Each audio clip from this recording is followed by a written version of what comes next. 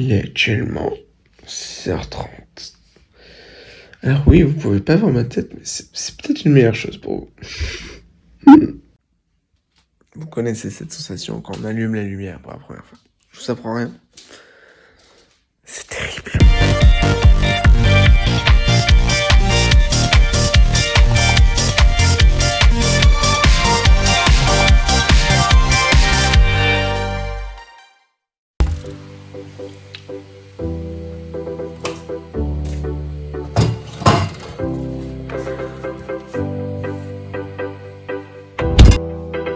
Mais du coup, c'est une nouvelle cuisine. Pour ceux qui me suivent sur Instagram, vous savez que cet été, j'ai refait ma cuisine. Vous savez donc ce qui se cache derrière cette histoire. Pourquoi il n'y a pas de notes? Pourquoi il y a un emplacement vide? Je vous invite à aller me suivre sur Instagram pour suivre mes tutos bricolage. Très important pour ceux qui ont vu l'épisode 1. S'il y a un truc qui change pas, c'est bien ça. J'essaie de trouver un angle où on voit pas la lumière derrière parce que ça doit être très très chiant pour vous. Dans cette séquence très longue, ce qui vous intéresse c'est le vlog, c'est pas de savoir ce que je mange au petit-déj. Vous le savez si vous avez déjà vu le premier épisode, donc on va accélérer un petit peu.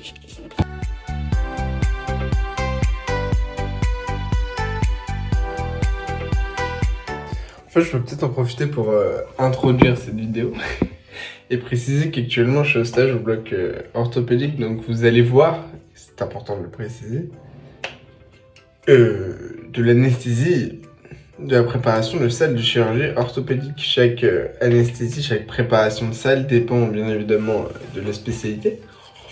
Mais donc, j'en profite pour vous amener au bloc opératoire pendant que je suis en orthopédie.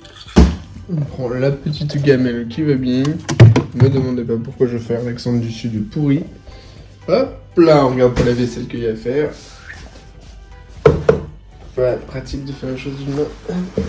Et voilà l'explication du pourquoi j'ai de la vaisselle pour enfants. Hein. C'est pour pouvoir me faire mes gamelles, comme on dit.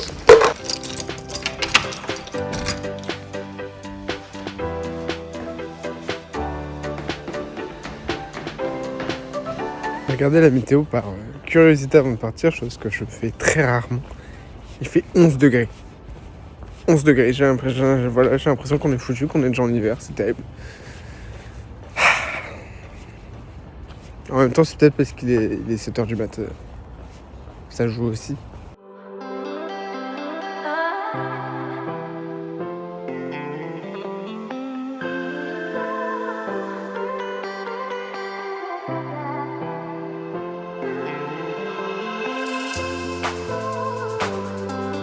Ah oui, je le précise maintenant, mais ceux qui reconnaîtraient l'hôpital, merci de ne pas le mettre en commentaire. Le but est de ne pas du tout afficher dans quel hôpital je suis en stage. Je suis hyper discret avec ça pour bien séparer le côté effectivement professionnel à l'hôpital et le travail sur les réseaux. Donc voilà.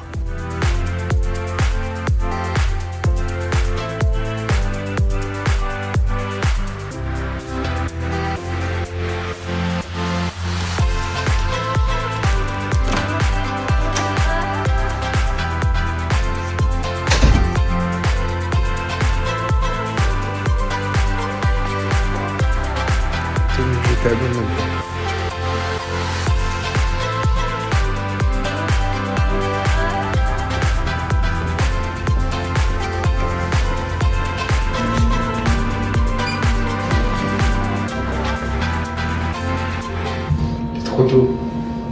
Trop tôt pour faire des vidéos comme ça.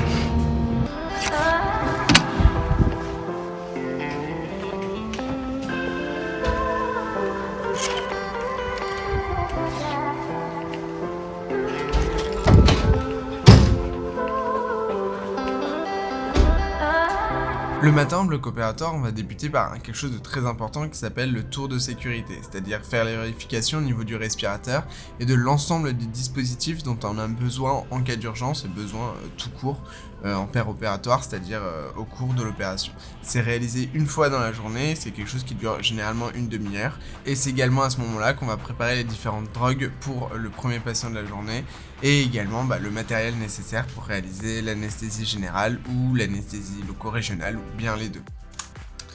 Alors on a tous notre petite organisation pour faire ce tour de sécurité. Moi je commence toujours par la préparation du set d'aspiration pour être sûr de ne pas l'oublier parce qu'au final c'est un des éléments les plus importants qu'on a dans le bloc opératoire.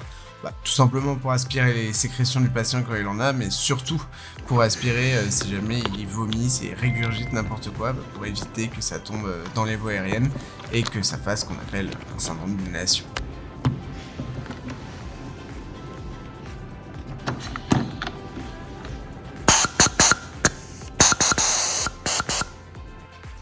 Donc ça, pour ceux qui suivent mes stories, vous l'avez déjà vu, il s'agit dans la bouteille de sévoflurane, donc un gaz pour l'instant sous la forme liquide, et je vais remplir l'évaporateur, donc on va voir la petite jauge que je vais remplir du coup avec le gaz liquide, et cet évaporateur va être chargé de faire chauffer le gaz liquide à la bonne température pour qu'il puisse s'évaporer, et qu'il puisse ensuite aller dans le circuit du respirateur pour entretenir la narcose, donc le sommeil du patient.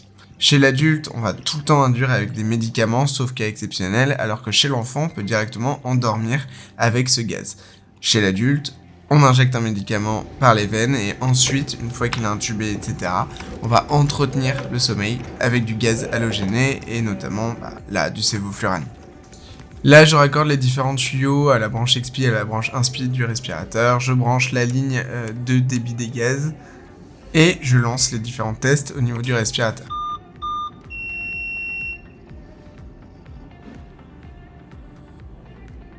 On vérifie également qu'on a tout notre matériel en cas d'intubation difficile, donc des masques laryngés, des AirTrack, éventuellement un vidéo-laryngoscope, bref tous les dispositifs qu'on doit obligatoirement avoir à disposition au cas où la personne est difficile à intuber. Avant de pouvoir faire rentrer le patient au bloc opératoire, on doit également vérifier qu'on a un bavus, une bouteille d'oxygène, des différents mandrins à notre disposition, encore une fois en cas d'intubation difficile, de la ventoline en cas de bronchospasme, de la xylocaïne pour pouvoir faire une locale de glotte, avoir vérifié le défibrillateur, savoir où se situent les kits d'hyperthermie maligne et de choc anaphylactique dans le bloc opératoire, ainsi que la localisation du fibroscope et du kit de crico notamment. Là, je teste la lumière du laryngoscope, donc l'appareil avec la lame qui va me permettre de m'exposer pour pouvoir ensuite glisser la sonde d'intubation à travers les cordes vocales dans la trachée. On va commencer par une femme, donc masque vert pour une femme et d'aile verte pour faciliter la ventilation. Et une lame de 3, moi je prendrai une lame de 3 pour tout le monde pour l'intubation.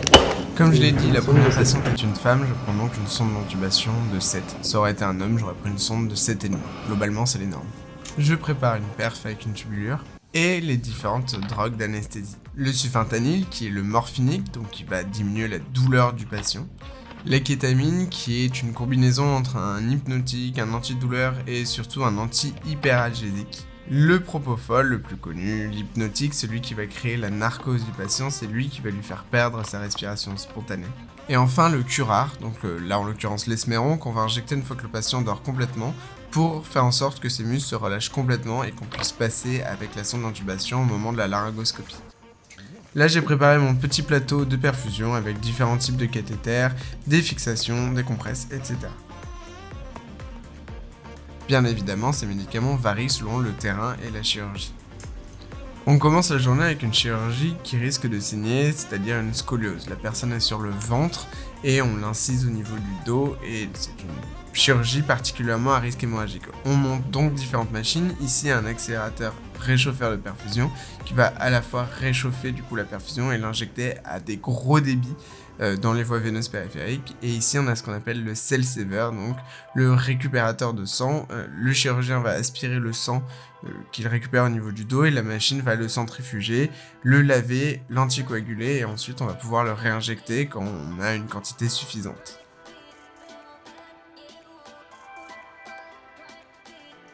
Et c'est parti, l'opération est lancée, on voit qu'il y a déjà un petit peu de sang dans le cell saver. La personne est placée sur le ventre puisqu'on a un abord postérieur, on va passer par le dos pour travailler autour de sa colonne vertébrale et du coup mettre les structures en place pour réduire la scoliose. Comme je le disais, c'est une chirurgie à risque hémorragique élevé, donc on va faire en sorte de diminuer au maximum le risque de saignement, déjà en réchauffant correctement la patiente parce qu'une hypothermie engendre un risque supérieur d'hémorragie tout simplement. Et on va mettre différents médicaments en place comme de l'hexacil, on va faire des hémocuos réguliers et on va vraiment bien quantifier les pertes sanguines. C'est une patiente qui, au cours de l'opération, va donc faire plusieurs hypotensions, saigner plus de 2 litres et donc on va devoir mettre en place des culots globulaires, des transfusions. Donc, bien évidemment, j'ai pas eu le temps de filmer en opératoire plus que ça parce que j'avais clairement autre chose à faire. Il est à peu près 12h15. Il est temps d'aller déjeuner. Bon, et au final, j'ai pas beaucoup d'images de l'après-midi, donc ce vlog va bientôt s'arrêter là, parce que l'après-midi, les interventions sont vraiment beaucoup enchaînées, les patients n'étaient vraiment pas stables, et il faut savoir que toutes les images que vous avez vues ce matin ont été tournées parce que je suis arrivé en avance au bloc opératoire pour prendre le temps de vous tourner ça. Donc voilà, ça vous donne un petit aperçu du bloc opératoire, et peut-être qu'un jour, j'aurai l'occasion de filmer quelque chose de façon vraiment complète. Mais il faut un maximum d'autorisation. Et voilà, il est à peu près 16h30. Il y a différents horaires au bloc parce qu'il y a des blocs qui vont durer longtemps et des blocs qui vont durer moins longtemps. En l'occurrence, là, il y a 2 blocs par spécialité. Donc, par exemple, 2 blocs d'orthopédie, un bloc qui finit plutôt tard, un bloc qui finit plutôt tôt. Nous, en tant que stagiaire, on est en général en 9h. Donc, ça fait des journées plutôt courtes. Ça change du 12h en réa, c'est cool.